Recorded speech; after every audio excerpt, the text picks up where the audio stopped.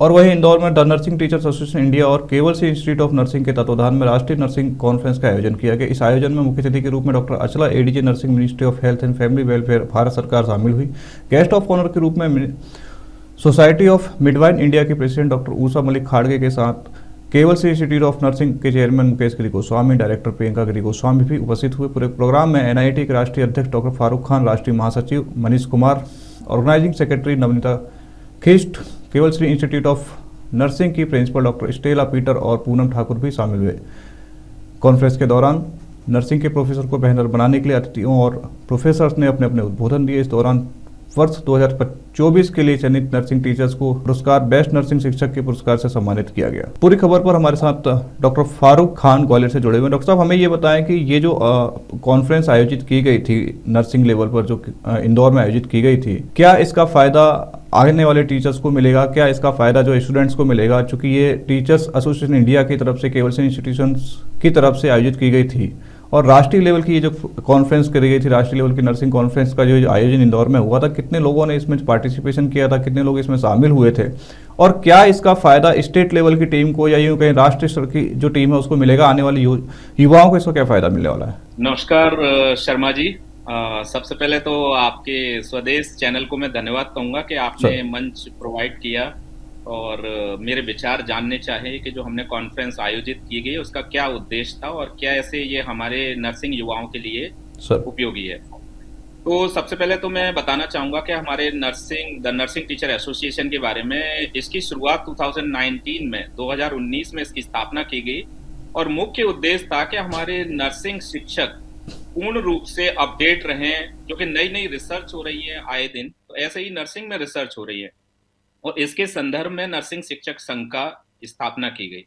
हम हर साल कम से कम 2 से 3 कॉन्फ्रेंस, वर्कशॉप और हर महीने वेबिनार कराते हैं और उद्देश्य सिर्फ यही है कि देश के सभी नर्सिंग शिक्षक। अचला जो ADG nursing ministry of health and welfare society की एडीजी हैं डॉक्टर अचला, वो भी आपके इस खास प्रोग्राम में शामिल हुई थी। तो क्या ये फायदा जो है, ये कह सकते हैं कि नेशनल लेवल पे भी जो अपनी जो आवाज़ है, स्टेट लेवल की जो आवाज़ है या नर्सिंग इंस्टीट्यूशंस की जो आवाज़ है, वो नेशनल लेवल पे भी इस बार उठाने वाली है?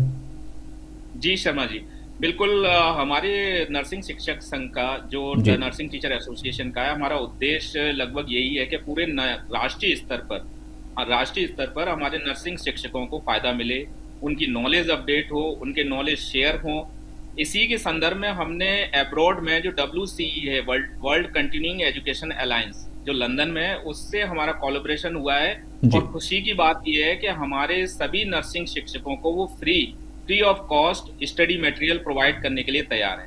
हम ये देख पा रहे हैं डॉक्टर साहब कि इसमें नर्सिंग के प्रोफेशन को काफ़ी बेहतर बनाने के लिए कई सारे अतिथियों ने, जो प्रोफेसर थे, उन्होंने भी अपने उद्बोधन दिए, कई सारे लोगों ने भाषण दिए थे, कई सारे लोगों ने प्रैक्टिकल जो अपना अनुभव था वो जो है पूरी टीम के साथ एक साझा किया था। तो वो जो अनुभव था सर, किस प्रकार का जो है आने वाले युवाओं के लिए काम कर सकता है? क्योंकि लोगों को मन में ये रहता है कि हमें डॉक्टर बनना है, लेकिन नर्सिंग को लेकर लोगों में जो है अवेयरनेस नहीं है। और आज का जो युवा है, जिस प्रकार से हम देख पा रहे हैं कि युवा नर्सिंग में ज़्यादा इंटरेस्ट ले रहा है, लेकिन फिर भी जो जिस प्रकार से मध्य प्रदेश में एक नर्सिंग घोटाला हुआ था, उसके ऊपर आपके क्या विचार रहेंगे? हाँ बिल्कुल, आपने बहुत अच्छा जो प्रश्न किया है।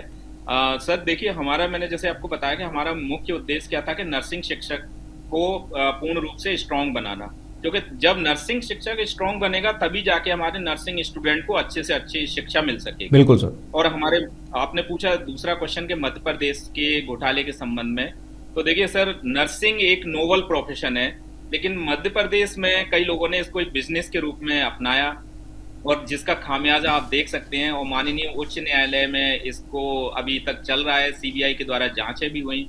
लेकिन अच्छा है कि अब जाके जो नर्सिंग कॉलेज बचेंगे और उनमें उत्कृष्ट और बिल्कुल अच्छे से शिक्षा मिलेगी और अच्छे फिल्ट्रेट होके कॉलेज मिलेंगे, अच्छे कॉलेज निकल कर आएंगे। फारूक साहब, हमें ये बताएं कि ये जो शिक्षक सम्मान किया गया था, कि नर्सिंग टीचर्स रत्न देकर जो सम्मान किया गया था, शिक्षक पुरस्कार से लोगों को सम्मानित किया गया था, और इसमें क्या जो क्राइटेरिया है वो लोगों से मांगा गया था कि आपका ये क्राइटेरिया होना चाहिए, आपने ये काम किया हुआ होना चाहिए, और जो पार्टिसिपेट थे, किस प्रकार के पार्टिसिपेंट्स ने यहाँ पे पार्टिसिपेट किया था? जी जी सर, देखिए, द नर्सिंग टीचर एसोसिएशन ने शुरू से ही ये सोचा था कि नर्सिंग शिक्षकों को विकसित करना, उनको अपडेट करना है, तो उसके लिए सबसे पहले उनका उत्साहवर्धन बहुत जरूरी है। और सर। जो बिना स्वार्थ के अपनी नर्सिंग में सेवाएं दे रहे हैं, तो उनको सम्मानित करने के लिए हमने ये क्राइटेरिया फिक्स किया एक्सपर्ट के द्वारा कि जी। जिन्होंने नर्सिंग सेवाएं सबसे ज़्यादा दी हों, जिन्होंने नर्सिंग रिसर्च में ज़्यादा पार्टिसिपेट किया हो और जिसके पास बहुत नर्सिंग सेवा का सबसे ज़्यादा अनुभव हो। सर और ये ये जो क्राइटेरिया क्राइटेरिया था, भी ये जो कॉन्फ्रेंस हुई थी, नर्सिंग कॉन्फ्रेंस हुई थी, इसमें ये जो क्राइटेरिया मांगा गया था, ये नेशनल लेवल पर मांगा गया था या स्टेट लेवल पे, मध्य प्रदेश लेवल पे, छत्तीसगढ़ लेवल पे मांगा गया था? क्योंकि हमने ये देखा है कि कई लोग जो है गोवा से भी आए थे यहाँ पे, कई लोग जो है पंजाब से भी आए थे, चंडीगढ़ से भी आए थे, अलग अलग स्टेट से कई लोगों को यहाँ पे जो है सम्मिलित हुए थे। तो ये राष्ट्रीय स्तर पे ये क्राइटेरिया मांगा गया है या केवल मध्य प्रदेश वालों के लिए ये था?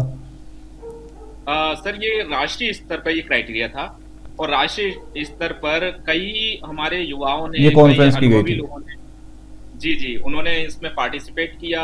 और हाँ, हमारे देश के सभी राज्यों से प्रत्याशी अपनी पार्टिसिपेंट्स आए, डेलीगेट्स आए और सर। नर्सिंग टीचर सम्मान समारोह में जो चयनित हुए, वो चयन भी हर राज्य से 18 राज्य, अपने देश के 18 राज्य से सिलेक्ट हुए थे बेस्ट टीचर्स। सर और जिसमें ये से हमारे, सर हम ये जी, जानना चाहते हैं कि 18 राज्यों से कुल कितने लोग थे जिन लोगों को आपने यहाँ पे जो सम्मेलन में हिस्सा लिया, और कितने लोगों ने यहाँ पे पार्टिसिपेट किया था? क्योंकि आप पता कह रहे हैं कि 18 राज्यों से लोग आए हुए थे, 18 राज्यों से लोगों को क्राइटेरिया दिया गया था जिन्होंने काफ़ी अच्छा काम किया है नर्सिंग में, उनको हमने सम्मानित किया था। तो टोटल कितने वो नर्सिंग के लोग थे जो यहाँ पे पार्टिसिपेट किए, और कितने लोग यहाँ पे शामिल हुए थे? देखिए, ये जो कॉन्फ्रेंस है वो देवी अहिल्या जो यूनिवर्सिटी ऑडिटोरियम में की थी, जिसकी जो व्यवस्था है वो 1500 लोगों की है लगभग, जी। और लगभग अपना ऑडिटोरियम खचाखच पूरा भरा हुआ था।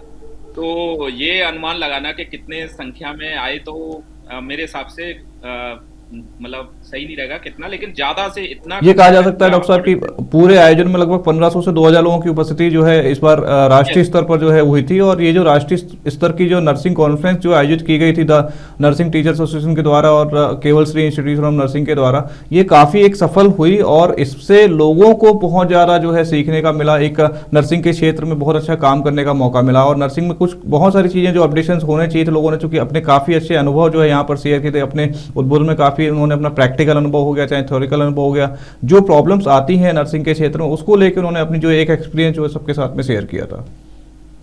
जी जी, बिल्कुल। जो रिसोर्स पर्सन थे, जो स्पीकर्स थे, उसमें सुखपाल कौर मैडम आए थे, अपने पीजीआई चंडीगढ़ से, जो प्राचार्य हैं, प्रिंसिपल हैं। इसके बाद अलावा हमारे जो उषा खांडे मैडम हैं, जो सोमी की अध्यक्ष हैं, और विंसी मैम जो प्राचार्य हैं अपने Bombay college of nursing Indore से। ये मतलब इतने एक्सपर्ट ऐसे लोग हैं जिनको सर। नॉलेज का भंडार है, ज्ञान का भंडार नर्सिंग शिक्षा का। और हमारे मध्य प्रदेश के और दूसरे राज्यों से आए लोग वो लाभान्वित हुए, उनके जो जिस तरह के उन्होंने अपने उद्बोधन दिए और उन्होंने बताया नर्सिंग में के पेशेंट सेफ्टी केयर कैसे करना चाहिए और क्या क्या हमें ध्यान रखना चाहिए, वो सभी उन्होंने उस चीज में बताया। और चलिए बहुत हमारे बहुत नेक्स्ट धन्यवाद कॉन्फ्रेंस डॉक्टर के साहब, बारे में तमाम भी, जानकारी हमारे साथ साझा करने